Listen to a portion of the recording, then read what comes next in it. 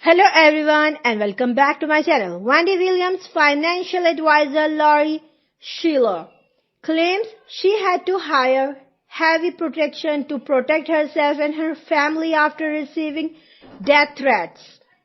The financial advisor told Page 6 that she is a prisoner in her own home after Wendy publicly slammed her and called her a disgruntled former employee in February. Lori told the outlet that she wasn't fired and is still an advisor for Wendy on her account. I have 24-hour armed police officers outside of my house kind of vetting everyone that comes to my front door, Lori told Page 6.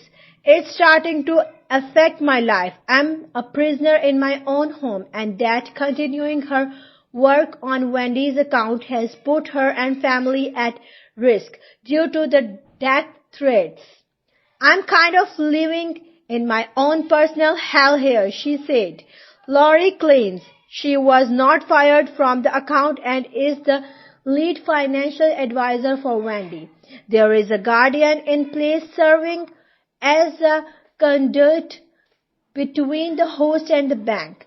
She says she has had all positive conversations with Wendy and been close to for 12 years.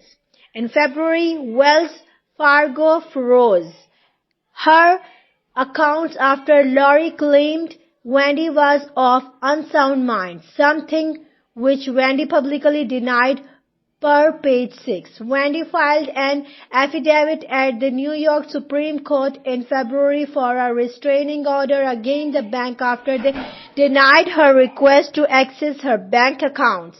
The bank claimed she needed a guardianship. Thanks for listening and please don't forget to subscribe my channel.